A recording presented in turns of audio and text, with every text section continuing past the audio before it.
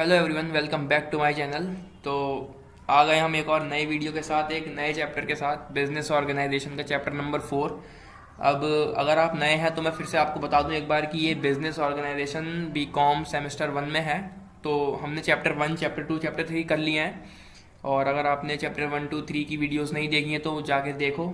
मैं लिंक या तो फिर लास्ट में दे दूंगा, मतलब या तो डिस्क्रिप्शन में लिंक मिल जाएगी या फिर प्लेलिस्ट बनी हुई है, प्लेलिस्ट में देख लेना, या फिर एंड में मिल जाएंगी वीडियोस। ठीक है, तो इस चैप्टर को शुरू करते हैं। ये है chapter number 4, promotion of business, considerations in establishing new business and qualities of a successful businessman. तो ये पार्ट 1 होने वाला है, इसका एक पार्ट 2 भी आएगा, उसमें भी एक टॉपिक कवर कर लेंगे हम। फिलहाल इसमें आधे से ज़्यादा चैप्टर हम कवर कर लेंगे इस वाले पार्ट में। ठीक है, तो चलिए फिर शुरू करते हैं। बी कॉम फर्स्ट ईयर का सेमेस्टर 1 का बिजनेस ऑर्गेनाइजेशन का चैप्टर नंबर 4। ठीक, तो सबसे पहले हम जानते हैं मीनिंग ऑफ प्रमोशन। प्रमोशन का मीनिंग आखिर होता क्या है? ठीक, तो प्रमोशन का अगर हम हिंदी मीनिंग कहें तो इसका मतलब होता है तरक्की। ठीक, तरक्की, ग्रोथ कह लो। ठीक, तो प्रमोशन रिफर्स, अच्छा एक बार सही से रीड कर लो, नए हो अगर तो मैं सब चीज़ें बताते चल रहा हूँ, क्योंकि कुछ लोग नए भी हैं, जुड़ते जा रहे हैं जो हमसे TFH फैमिली में जुड़ते जा रहे हैं वो लोग। तो मैं सब कुछ शुरू से बताता हुआ चल रहा हूँ यार, ये मत कहना कि बार बार एक ही बात क्यों रिपीट करते हो। तो पहले आप मेरे साथ ये सब कुछ रीड करो, मतलब पूरा पैराग्राफ, तो इससे क्या होता है, अच्छी अंडरस्टैंडिंग्स होती हैं। और ठीक, तो जल्दी से इसको रीड करते हैं साथ में। Promotion refers to those activities which are undertaken to bring a business enterprise into existence। तो प्रमोशन के अंदर वो सारी एक्टिविटीज आती हैं जो बिजनेस खड़ा करने में या बिजनेस एंटरप्राइज को एग्जिस्टेंस में लाने के लिए जो एक्टिविटीज यूज होती हैं वो सारी आती हैं प्रमोशन के अंदर। The promotion of every business requires a process to be followed. हर बिजनेस में जो प्रमोशन होता है उसमें जरूरत होती है एक प्रोसेस की। ठीक है, एक प्रोसेस फॉलो करने की जरूरत होती है हर बिजनेस एंटरप्राइज में। ठीक है, a number of formalities have to be completed before a unit came into existence। बहुत सी फॉर्मेलिटीज होती हैं जिनको पूरा करना पड़ता है हमें बिजनेस एंटरप्राइज को एग्जिस्टेंस में लाने के लिए। It is the process of exploration, investigation, planning and organisation of various resources. ये एक ऐसा प्रोसेस है जिसमें हम एक्सप्लोर करते हैं बहुत सारी चीज़ों को, इन्वेस्टिगेट करते हैं, प्लान करते हैं बहुत सारी चीज़ें, और रिसोर्सेज को ऑर्गेनाइज करते हैं। ठीक है, with the objective of setting up a new business. इस ऑब्जेक्टिव के साथ कि हमें नया बिजनेस जो है सेटअप करना है। ठीक, आगे बढ़ते हैं। The length of process and number of formalities vary with the type of organization and scale of operations। जो इस प्रोसेस की लेंथ है वो डिपेंड करती है कि हम क्या, किस तरह के ऑर्गेनाइजेशन मतलब सेटअप करना चाहते हैं और उसमें किस तरह के ऑपरेशंस होंगे, मतलब किस तरह की चीज़ें हम उसमें करेंगे। ठीक है, it is easy to start sole trade and partnership concerns but a joint stock company requires a lengthy process. Easy to start है, अगर सोल ट्रेड का मतलब है कि अगर कोई अकेला इंसान इसको चलाना चाहे तो वो उसके लिए मतलब उतना मुश्किल नहीं होगा, ईजी होगा। पार्टनरशिप में अगर हम इसको करना चाहें तब भी हमें उतनी दिक्कत नहीं आएगी, लेकिन अगर इसको जॉइंट स्टॉक कंपनी करती है तो उसमें थोड़ा प्रोसेस जो है लेंथी हो जाता है। ठीक है, तो ये सब था प्रमोशन के बारे में हमने पढ़ा। अब आती है इसकी स्टेजेस ऑफ प्रमोशन, मतलब प्रमोशन में क्या क्या स्टेजेस होते हैं। ठीक है, इनके बारे में अब जानते हैं हम आगे। There are 4 stages of promotion which are as follows. 4 stages होती हैं प्रमोशन में, जो ये नाम दिए हैं। Discovery of business idea, detailed investigation and verification, assembling and requirements, और फोर्थ है फाइनेंसिंग प्रोपोजिशन। ठीक है, तो चलिए इन चारों स्टेजेस को अब थोड़ा डिटेल में समझते हैं। तो जो फर्स्ट स्टेज है वो है हमारी डिस्कवरी ऑफ बिजनेस आइडिया। ठीक है, the first stage in company promotion is the conception of a new idea. तो जो पहली स्टेज होती है कंपनी के प्रमोशन में वो होती है कि हमें एक विचार या फिर कहें तो आइडियाज हमें पहले से सोच के रखने हैं। ठीक है, इस पहली स्टेज में a person visualised that there are opportunities for a particular type of business and it can be profitably run. एक जो भी पर्सन वो शुरू करेगा बिजनेस एंटरप्राइज का प्रमोशन करना शुरू करेगा, उसे पहले से ऐसा इमेजिन करके चलना है कि बहुत सारी अपॉर्चुनिटीज उस पर्टिकुलर टाइप ऑफ बिजनेस में होंगी और वो प्रॉफिटेबली रन भी करेगा, जिससे कि उसको थोड़ा मोटिवेशन मिले कि उस एंटरप्राइज को चलाने का। ठीक है, the idea may be to exploit a new area of natural resources और more profitable ventures in an existing line of business. वो आइडिया ये भी हो सकता है कि वो वहाँ पर एक ऐसा एरिया या फिर एक ऐसी बिजनेस एंटरप्राइज खड़ा करना चाहता है जहाँ पे वो नेचुरल रिसोर्सेज से कुछ अच्छे प्रोडक्ट बना सके और वो बहुत ज़्यादा प्रॉफिटेबल भी हो। ठीक है, उस बिजनेस लाइन में वो ये आइडिया भी हो सकता है। ठीक, ही डेवलप्स हिज आइडिया, वो पहले अपना आइडिया डेवलप करेगा पूरी तरह से, सारी जितनी भी चीज़ें देखेगा वो सब कुछ, with the help of technical experts in that field, जितने भी टेक्निकल एक्सपर्ट्स होंगे उस फील्ड में, उन सबके साथ मिलके वो एक आइडिया डेवलप करेगा कि हाँ मैंने ये सब चीज़ें सोची हैं अपनी बिजनेस एंटरप्राइज को, जो भी मैं अपनी बिजनेस एंटरप्राइज में चीज़ें करूंगा मैंने ये सब चीज़ें सोची हैं। ठीक है, एक्सपर्ट के साथ मिलकर उसने सब कुछ किया। If they are convinced that profitable avenues are available in that line of business, अगर उन एक्सपर्ट्स को लगेगा कि हाँ इस बंदे ने इतनी चीज़ें सोची हैं और शायद आगे जाके ये प्रॉफिट भी हमें इससे मिले, मतलब वो ठीक है, वो उससे कन्विंस होगा या फिर राजी होगा इस बात से कि हाँ कि जो तुम सोच रहे हो बिजनेस, हाँ ये काम करेगा और इससे हमें प्रॉफिट भी होगा, तो then the idea is taken forward for more exhaustive analysis. तो फिर ये आइडिया आगे जाता है, फिर सेकंड स्टेज आती है कि investigation and verification. When an entrepreneur conceived an idea, जब भी एंटरप्रेन्योर का वो आइडिया पास होता है तो एक थॉरो इन्वेस्टिगेशन होती है। थॉरो मतलब बहुत डीपली एक इन्वेस्टिगेशन होती है to establish the soundness of the proposition in term of technical feasibility and commercial viability. Thorough जो भी इन्वेस्टिगेशन होती है, डीपली इन्वेस्टिगेशन, उसमें क्या पता चलता है कि वो टेक्निकल फिजिबिलिटी उसमें है या नहीं और कमर्शियल वायबिलिटी उसमें है या नहीं, ये सब चीज़ें उसमें पता लगती हैं। Detailed investigation involve study of market demand. अब उस इन्वेस्टिगेशन में ये चीज़ें भी होंगी कि वो मार्केट की डिमांड जानेंगे, उसमें availability and cost of raw material. अब जो भी वो प्रोडक्ट मैन्युफैक्चर करना है उनको, वो उसकी डिमांड है मार्केट में, क्या डिमांड है, कितनी डिमांड है, वो सब पता करेंगे इस इन्वेस्टिगेशन में। और रॉ मटेरियल्स की अवेलेबिलिटी कितनी है या नहीं, वो सब चीज़ें इसमें पता चलेंगी। Machinery and other factors of production, सब चीज़ें देखेंगे वो। डिग्री ऑफ पोटेंशियल कंपटीशन, ठीक है, कंपटीशन कितना है उस प्रोडक्ट का जो वो लाने वाले हैं, उसमें कंपटीशन है भी या नहीं कुछ, ठीक है। और probable selling price and profits, सब चीज़ें उन्हें देखनी पड़ेंगी ना इसमें। तो ये है investigation and verification. Such investigation may be conducted by expert engineers. ऐसे इन्वेस्टिगेशन कौन करता है? जो एक्सपर्ट इंजीनियर्स होते हैं वो लोग, ठीक है, या फिर कह लो फाइनेंशियल एनालिस्ट करते हैं ये सब चीज़ें। When the investigation is completed, the findings are presented in a typewritten report. जब सारी इन्वेस्टिगेशन कंप्लीट हो जाएगी तो वो जितनी भी प्रेजेंटेशन होगी ना उनकी, वो एक रिपोर्ट में, मतलब एक पेपर वर्क होगा, उसमें पूरी रिपोर्ट लिखी होगी, जिसको हम बोल सकते हैं प्रोजेक्ट रिपोर्ट या फिर feasibility report. The report contains the data collected, estimates of cost and revenues, experts opinion and recommendations etcetera. ठीक, तो उस रिपोर्ट में क्या क्या चीज़ें होंगी, जो डाटा होगा उसमें पूरा वो होगा, जितना भी एस्टीमेट या फिर जितनी भी कॉस्ट, रेवेन्यू, प्रॉफिट, सब कुछ मिला के जो भी एक्सपर्ट्स ने तैयार की है वो सब चीज़ें उसमें होंगी, ठीक है। और उसमें सारे उनके ओपिनियंस होंगे, उनकी रिकमेंडेशंस होंगी उस रिपोर्ट के अंदर, ठीक। ये थी सेकंड स्टेज। अब आते हैं थर्ड स्टेज में क्या होता है, असेंबलिंग एंड रिक्वायरमेंट्स, ठीक। After making sure that the preposition is practical and profitable, जब वो इस बात से श्योर हो जाएंगे सेकंड स्टेज में कि हाँ जो भी हमने आइडिया सोचा था वो प्रैक्टिकल है, प्रैक्टिकली पॉसिबल है और प्रॉफिटेबल भी है, the promoter proceeds to assemble the requirements. अब जो प्रोमोटर होंगे वो क्या करेंगे, उन सब चीज़ों का इकट्ठा करेंगे जो भी चीज़ों की जरूरत है। He persuades some more persons to join hands with him by becoming directors और founder members। वो लोगों को कन्विंस करेंगे कि हमारे, मतलब एक तरह से हमारे साथ जुड़ जाओ। ज्वाइन हैंड्स विद हिम का मतलब यही है कि हमारे साथ जुड़ जाओ और डायरेक्टर बन जाओ या फिर फाउंडर मेंबर्स उस कंपनी के बन जाओ या फिर उस बिजनेस एंटरप्राइज के बन जाओ। If he has invented something new, जब वो कुछ नई चीज़ इन्वेंट करेंगे, he should get it registered in his name, ठीक है, वो चीज़ उनके नाम में रजिस्टर्ड होगी।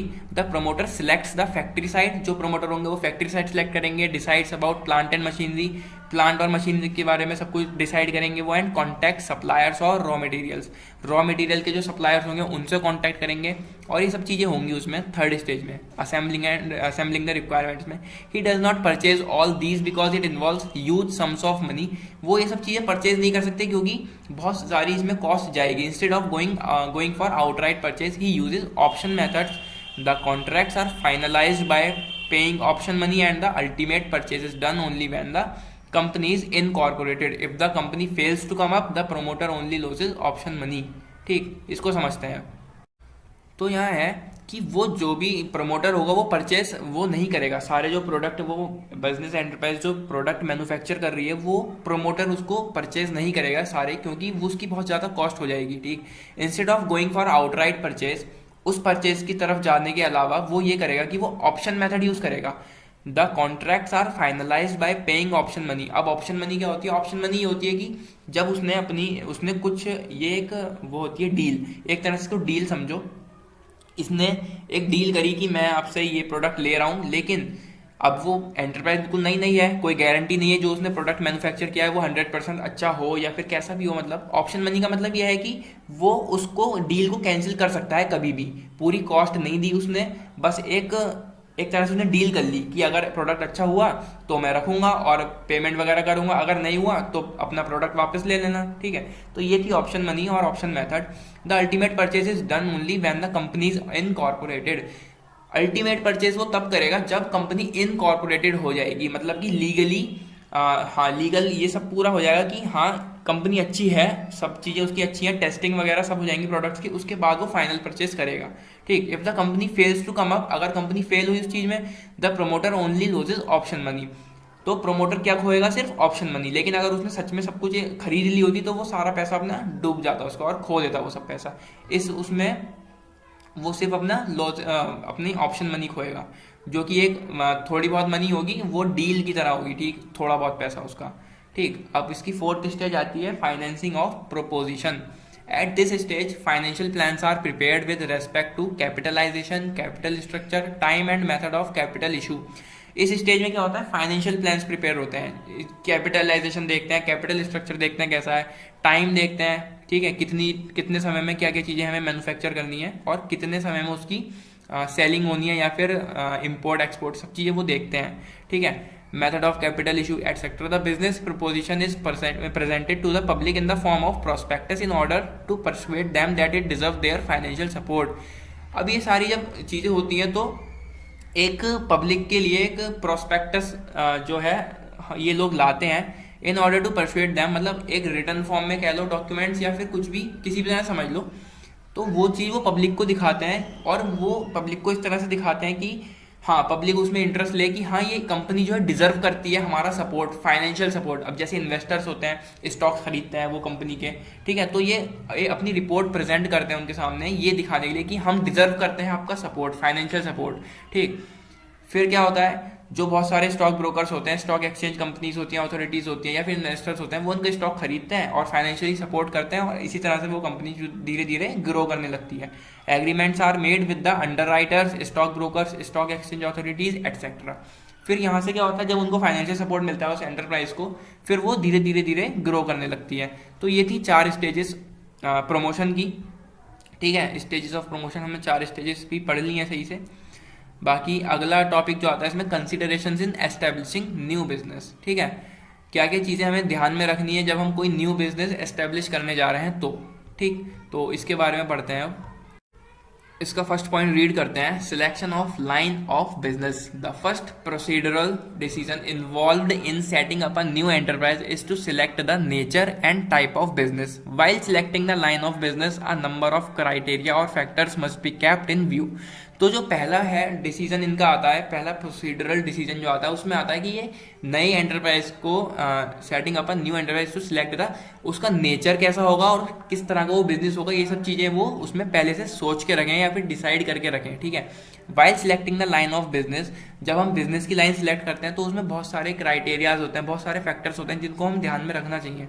अब फॉर एग्जाम्पल क्या क्या वो क्राइटेरिया हो सकते हैं, क्या क्या वो चीज़ें जो हो सकती हैं जो हमें ध्यान में रखनी चाहिए। एक्सपेक्टेड रेट ऑफ रिटर्न, मतलब कि जो भी उससे प्रॉफिट होगा हमें सोच के चलना है पहले से कि कितना प्रॉफिट होगा। रेट ऑफ रिटर्न मतलब जो भी हमने चीज़ इन्वेस्ट करी है, जितना पैसा हमने उसमें लगाया है, उसके बदले में हमें क्या मिलेगा, this is called rate of return. ठीक है, must be fair keeping in view the risk involve and the amount of investment required in the enterprise. उसमें क्या रिस्क इन्वॉल्व है ये सब चीज़ें पहले से देख के रखनी है। ठीक है, इन्वेस्टमेंट अमाउंट कितना होगा, उसमें कितनी जरूरत है एंटरप्राइज में इन्वेस्टमेंट की। The degree of risk involve should be such that the entrepreneur is willing to able to undertake. वो रिस्क उसमें सिर्फ इतना, उसमें मतलब ऐसा सोच के चलेंगे वो कि उसमें इतना रिस्क हो कि जो एंटरप्रेन्योर है वो उसको उठा सके, उस रिस्क को झेल सके, इतना ही रिस्क उसमें होना चाहिए। मतलब ये सब चीज़ें उनको पहले से डिसाइड करके चलनी है। तो ये था पहली कंसिडरेशन हमारी जो हमें नई बिजनेस में सोच के चलनी है पहले से, ज़रूरी है मतलब ये। ठीक है, सेकंड हमारा आता है product analysis and market survey. तो इसको पढ़ते हैं। For determining the size, design and price of the product, the preferences of the consumer, his taste and capacity to purchase that product should be taken into consideration. अब इसमें product analysis और market survey में क्या है चीज़ें देखनी है, consumer का टेस्ट कैसा है, ठीक है, उनकी कैपेसिटी परचेज करने की कितनी है, ठीक, ये सब चीज़ें उनको पहले से ध्यान में रखनी पड़ेंगी। मार्केट सर्वे, मार्केट्स का सर्वे करेंगे कि मार्केट में क्या डिमांड है इस समय, कंज्यूमर्स की क्या डिमांड है इस समय, जो उनका प्रोडक्ट होगा उसकी डिजाइनिंग, उसके प्राइस, ये सब चीजें इन्हें इसमें देखनी पड़ेंगी, ठीक है। अ मार्केट सर्वे में be carried out to estimate these factors, ठीक। मार्केट सर्वे होगा इन सारी चीज़ों को एस्टिमेट करने के लिए, इन सारे फैक्टर्स को। मार्केटिंग रिसर्च में भी carried out to ascertain the number, location, needs etcetera of consumer, मतलब इसमें वही सारी चीज़ें आएंगी, ठीक है। लोकेशन क्या होगी, नीड्स क्या क्या कंज्यूमर्स की, ये सब चीज़ें इसमें आएंगी product analysis and market survey में। नेक्स्ट हमारा आता है size of the business unit. Business unit का साइज कितना होगा। Determination of the size of the firm और scale of operations is an important decision in the establishment of a new enterprise. ये बहुत ज़्यादा जरूरी चीज़ है कि हमें बिजनेस यूनिट जो भी हमारी होगी उसका साइज कितना होगा, ये बहुत ज़रूरी है, ये सोच के चलना पहले से। An attempt should be made to achieve the size at which the average cost per unit is minimum. एक अटेम्प्ट है, मतलब ऐसी कोशिश इनकी रहती है कि उसको ये अचीव करें कि उसका साइज हमें कितना रखना है। इन अदर वर्ड्स, अगर हम दूसरे शब्दों में कहें तो the entrepreneur should aim at the optimum size keeping in view the extent of market, technique of production, nature of the product, availability of finance, competence of management. ये उसका size इतना रखते हुए चलें कि ये सारी चीज़ें कवर हो सकें, ठीक। मार्केट हो, टेक्निक ऑफ प्रोडक्शन उसमें अच्छे से हो सके, नेचर ऑफ द प्रोडक्ट, जो भी उनका प्रोडक्ट होगा वो सही से मैन्युफैक्चर उसमें हो सके, फाइनेंस की अवेलेबिलिटी हो उसमें, कॉम्पिटेंस ऑफ मैनेजमेंट, मतलब सारी चीज़ें देखते हुए ही उस बिजनेस यूनिट के साइज को ये डिसाइड करेंगे, ठीक। नेक्स्ट हमारा आता है location of the business unit. Plant location means selecting a site for setting up the limit. Plant location का मतलब है कि उस जगह को चुनना जहां पर हम अपना जो भी एंटरप्राइज होगी जहां पे वो लगेगी, ठीक है, जहां भी वो बिजनेस खड़ा होगा, ठीक है। It involve the selection of a region, यानी कि स्टेट का सिलेक्शन करना होगा उन्हें, ठीक है। एक्चुअल साइट मतलब कौन सी जगह वो है, वो उन्हें एक्चुअल जगह उन्हें पता होनी चाहिए। The location of the unit influences the cost of production and effectiveness of marketing. Location पे बहुत बड़ा, लोकेशन से ही बहुत वो इफेक्ट पड़ता है उसकी कॉस्ट ऑफ प्रोडक्शन पर और उसके मार्केटिंग के इफेक्टिवनेस पर, ठीक है। जगह के हिसाब से भी फर्क पड़ता है काफी।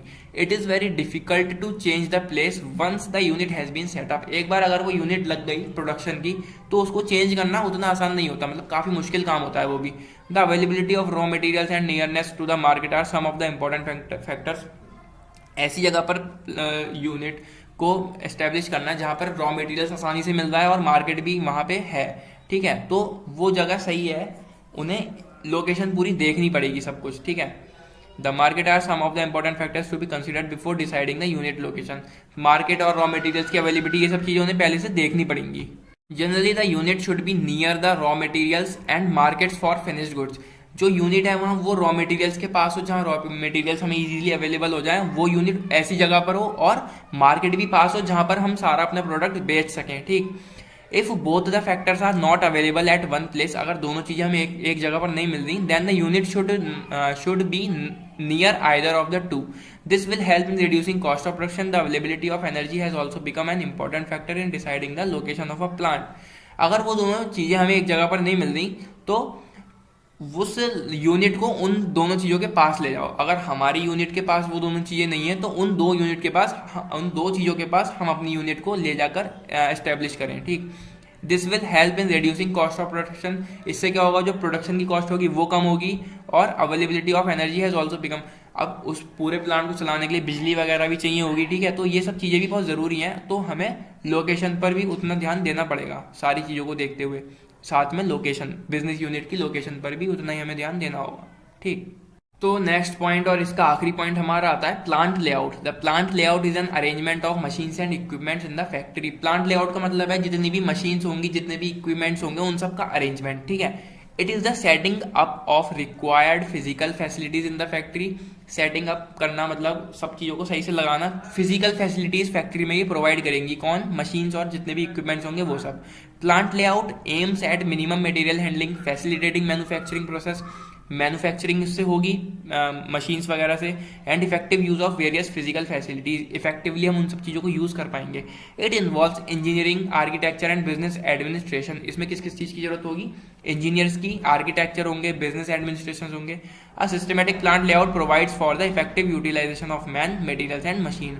एक सिस्टमेटिक प्लांट लेआउट जो है प्रोवाइड करता है हमें इफेक्टिव यूटिलाइजेशन ऑफ मैन, मतलब पूरी तरह से उसका यूटिलाइज होगा, मटेरियल्स का, मशीन्स का, मैन का, ठीक है। तो ये था प्लांट लेआउट। तो ये 5 कंसिडरेशन थी जिनको हमें ध्यान में रखना है जब हम कोई बिजनेस एंटरप्राइज या फिर बिजनेस को एस्टेब्लिश करने जाएंगे तब। वैसे तो और भी कंसिडरेशंस हो सकती हैं, पर अभी फिलहाल ये 5 जो हैं ठीक पॉइंट हैं, अच्छे पॉइंट्स हैं और इजी भी हैं, इजी टू अंडरस्टैंड है। ठीक है, इसमें हमने ये सब कर लिया है। और फैक्ट्री फैक्ट्री कह रहा हूँ, प्रमोशन के बारे में हमने जान लिया है और उसकी स्टेजेस हमने पढ़ ली है इसमें। ठीक, तो इसमें और तो कुछ नहीं है फिलहाल। पार्ट 1 में फिलहाल इतना ही था, और आगे हम लाएंगे पार्ट 2 जिसमें एक टॉपिक रह गया है अभी। टॉपिक शायद मैं नाम भूल रहा हूँ उसका। टॉपिक है जो बचा हुआ अभी, वो है क्वालिटीज़ ऑफ सक्सेसफुल बिजनेसमैन। तो वो हम अगले पार्ट में कवर कर लेंगे। फिलहाल इस वाले पार्ट को देखो, समझो और सपोर्ट करो यार ऐसी। ठीक है, फिलहाल इस पार्ट में हमने काफ़ी चीज़ें कर ली हैं, आधे से ज़्यादा चैप्टर इस पार्ट में हो गया। नेक्स्ट पार्ट में मिलते हैं। और यार देखो, बैकग्राउंड नॉइज़ जो भी आ रही है उसको थोड़ा सा इग्नोर करते हुए चलना। मैं हर वीडियो में ये बात ज़रूर कहता हूँ, क्योंकि है ही कुछ ऐसा, यहाँ का सीन ही कुछ ऐसा है कि उसमें आती ही आती है बैकग्राउंड नॉइज़, चाहे कितनी कोशिश कर लो। Background noise in the sense ये जो शोर अभी भी आ रहा है, ठीक है, इस शोर को इग्नोर करना है, मेरी आवाज़ पर फोकस करना और चैप्टर समझने पर ध्यान देना। ठीक, मिलते हैं अगली वीडियो में। Keep supporting. नए हो तो चैनल सब्सक्राइब करो यार। ठीक है, पार्ट 2 में मिलते हैं, जल्दी आएगा पार्ट 2 भी। Till then take care, bye.